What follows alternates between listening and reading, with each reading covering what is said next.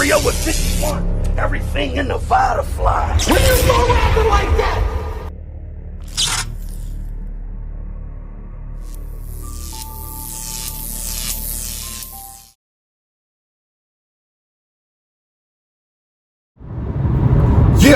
Yeah. First the Fuji's gonna burn up, and Ike and Tina Turner break up. Then I wake up to more bull. You knew me before records, you never disrespected me. Now that I'm successful, you Polish. Never change. Don't look at me funny, I'm dressed, going get into the money. You already know what it is and what it do. Butterfly, tell your mama I said hi. Salute to everyone who subscribes to this channel and watches this content. I figured I'd give you some thoughts on my way to the money. I see K-Shine. Salute to K-Shine and everything that K-Shine has going on personally and professionally in his life, family, kids, etc., etc., etc. If you don't know about Shine, he had moved to Atlanta, I would say about a year or so ago. Been, just revamping his stuff, getting his life together, and I always support when people, the best thing to do in the hood is to get out. You just seen that Takeoff, we lost Takeoff, unfortunately, rest in peace to Takeoff, to another senseless incident. Regardless, I mean, all the facts ain't out yet, but I'll talk about that some more towards the end. K-Shine is saying that this is going to be his last battle on URL, him versus Jakkboy Maine, right? So he has a battle coming up this weekend versus Jakkboy Maine. Should be exciting. Both are high-level MCs that have a lot of energy, you know what I'm saying, that can make shit go. So what I'm hearing is Shine is saying that this is going to be his last battle on URL. Now, I got to look at that from a lot of different ways. Is it a contract? Is it the money? Is it him just going to do him? I never seen an issue. Like, whenever Shine wanted to battle anywhere else, he's always been able to do it, though. Like, he can go wherever he wants. He's been around long enough. Like, if you was around when URL was, like, first coming up, and Smack didn't really have a beard like that, and they had the little time in the corner of the battles, and if you from that era, you're not signing no contract. You know what I'm saying? Like, if I was here when the building was built, it's not going to be controlled. But what I will say, he didn't elaborate much, and salute to Let's Talk Battle Rap for dropping the little cue card. They do a lot of these quotes, and they actually help a lot when it comes to media, when it comes to blogging. And I don't got no problem giving props to who I see. If I see something, it's called citing your sources. It's a part of journalism. I will cite my sources. Like, if I see somebody say something and I want to use it, or I feel like I can expound on it, I'm gonna do that. You know what I mean? So salute to Let's Talk Battle Rap for everything that they do and for providing that information. Like I said, Shine didn't say much about why he's not battling on URL no more. But what I will say is, we've heard a lot of these scenarios in the past few months with this artist and that artist, and then you had Bill Collector, Clean Paper, Chef Trez, and O-Red all signed new exclusive contracts with the Ultimate Rap League for the next 2 years. And people ask, why are they signing contracts? Well, the way that the league is looking at it is they don't want to share notoriety, fame, publicity with any of these artists.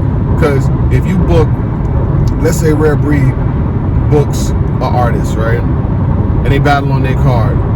Then URL books them and puts them on Summer Madness. Obviously, Summer Madness is going to be the biggest look that you will probably get in battle rap. They don't want an artist that was on Summer Madness walking off their stage and like, all right, next month I'm going to be on Max Out. Because now it's like you eating off of, the next league is eating off of the success that we're here helping create. You kind of get what I'm going? So, with a nigga like Shine, I will give him the benefit of the doubt because I haven't heard all of the reasoning, and I'm sure when he battles and the interviews and stuff like that after, they will probably ask him what the reason is. But he's very talented. I do have him winning versus Jakkboy Maine. This is going to be an event in New York. K-Shine in front of that New York crowd. He's going to get a lot of love. And Jack should get love too, you know what I mean? But I just think that Sean has an electric performance, and he's able to go places and jump in bags that a lot of people ain't really ready to jump into. With the move train, then I put the tweet on sick. That's the flu game. Like, he's able to really jump into different packages. I do think Jakkboy Maine's gonna bring some and he's gonna have some fire, but at the same time, this is K-Shine in New York.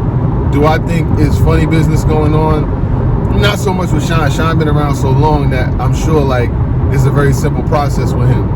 You call him, you want him to battle, you send him the bag, and then he's gonna start getting ready to put somebody in one. Very dangerous MC. I would not want to see him not be battling, you know what I'm saying? I know he does music too, but at the same time, we definitely want to see our battlers battling. Now, things changed for Shine a lot once the separation and breakup of NWX happened. I do believe that DNA was a very, very, very important ingredient to K-Shine's recent success. Not saying from a perspective of writing or nothing like that. I would never say that because I know they write their own material.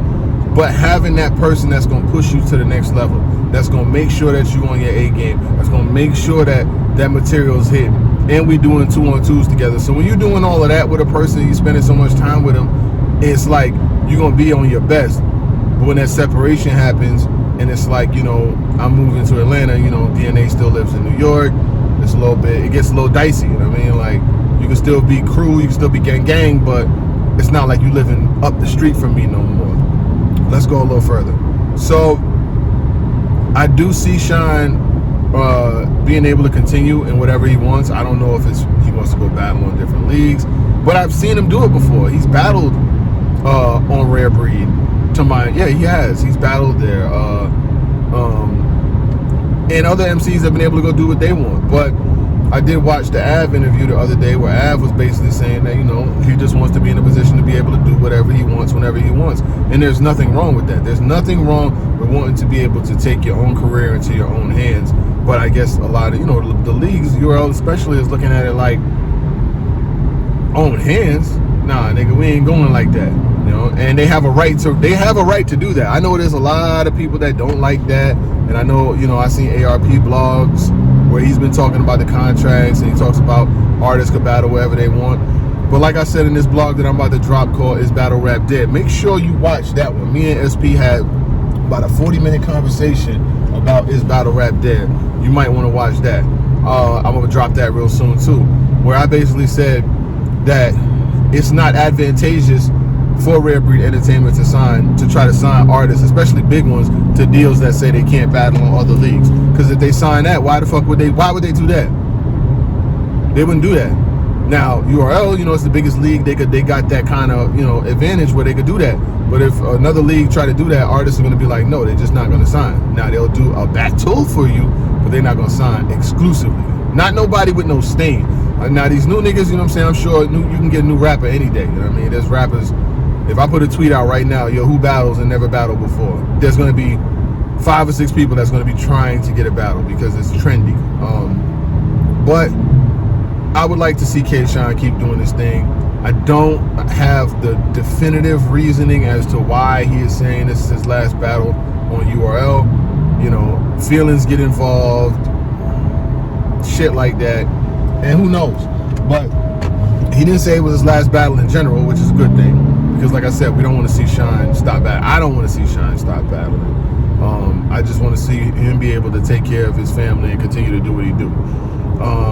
Like I said in the beginning of this joint, Takeoff from the Migos was lost in a senseless act, you know, and I know we don't have all the information, everything's not out, but there's little details that are starting to leak, and what is seeming like it was an argument over the argument that you hear is an argument over basketball or whatever the case may be. It looks like a punch was thrown and then some shots was fired, but here's what I say, right? And this is just my personal perspective. The Migos shouldn't be out and about with no legal security. Like, they should have a security team. Them big niggas, them former niggas that didn't make the NFL and all of that, they should be their security. Legal, paid. You're making millions of dollars. You should have legal security. Not your homeboy, not my cousin got a gun connecting and shit. No. Your cousin gonna be at the event or at the show or at the club or at the shit, drinking and smoking and trying to holler at hoes too. You can't trust your cousin or your nephew or your neighbor. Oh, my neighbor was in the army for a year. He gonna roll with us and be security. My nigga, you gotta pay. You gotta pay for security. And then they talking about a dice game. You shouldn't be rolling dice in another city with the, like, I'm not saying that it happened at the dice game, but I'm saying that was what was speculated. And you shouldn't be rolling dice with niggas who got 1/16 of the money that you got. Because now you're just a target. And honestly, I feel like a lot more light and attention should have been put on that Duke the Jeweler situation when he was down in Houston, got killed after a dice game. They didn't say anything or nobody didn't really do much because the nigga's not that famous. Like, when something happens to you and we find out who you are because of it, it can only go but so far. But when you are, big top-notch celebrity, these dudes are millionaires selling millions and millions and millions of records. They had no business there. You know what I mean? Like, if you go into an event for a person, their birthday party, whatever the case may be, cool. You do that, you got to have a no man in your crew that's like, yo, I ain't feeling the vibes. We got to get up out of here. It shouldn't be going down like that. Dudes had hits and hits and hits and hits and hits, all type of platinum, multi-platinum records. These guys did it big for Atlanta, big for the North. And to see him go out like that, in an argument that he didn't even say one word in the video that I saw, he didn't say one word, I know a lot of people are going to try to blame it on Quavo, but like I said, all the details is not out, and you really don't know what the reasoning was. But me personally, I'm looking at it like, should have been there. Like, there's no way. You can't be places where regular niggas like any old person could get to. I know it's a private event, and here's the last thing I'm going to say about it. A lot of y'all be like, oh, it was a private event. Yeah, okay. You cool with Jay Prince Jr. That's your man, right? You not cool with the 35 niggas that he gonna bring with him. And you got money, he got money, but everybody that's with niggas don't be having money. And they looking at you sitting up here with all this jewelry and this money on, you become a target. I don't care what anybody says. When you got something that niggas don't got, you become a target. And I know that they probably looking at it like, yo, it was just a get-together / function, so niggas wasn't doing security. Look, if you can't do security, you probably shouldn't be there. I'm sorry. It's just the way it goes.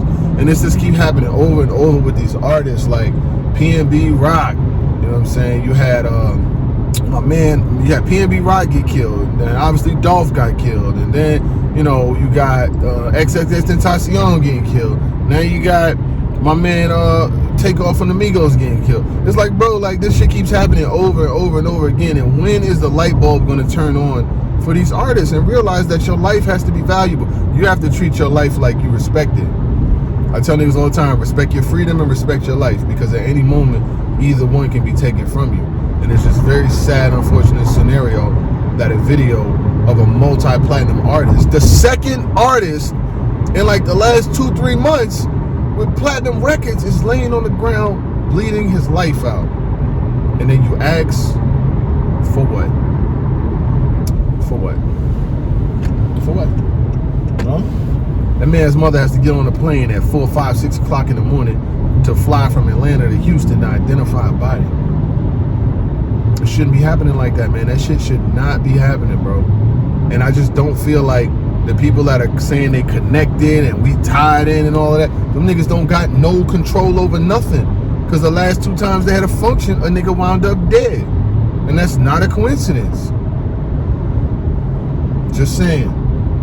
Best thing you could do in the hood is get the fuck out. When I walk outside my door, I see my mailbox, I see grass, I see my neighbors, and I don't see no niggas that look like niggas I grew up with. I'm sorry, I don't want to see it. I'm good with that. I'm good. I don't want my kids to be in the street, none of that. I want my kids to be squares, go get an education, go get some money, go get you a job, go get you a business, go get you a trade. We not doing this street shit, and I'm in the streets and yada yada there. I went through that so you don't have to go through that. I wish my kid ever would come home talking about they in the streets or this is we doing this. And no, you ain't. No, you ain't. You are a square. Now go get your ass over there. Salute to every single one of y'all that watch these little conversations that I have when I'm on my way to get the bread. It is what it is, man. Y'all stay safe out there. Gone.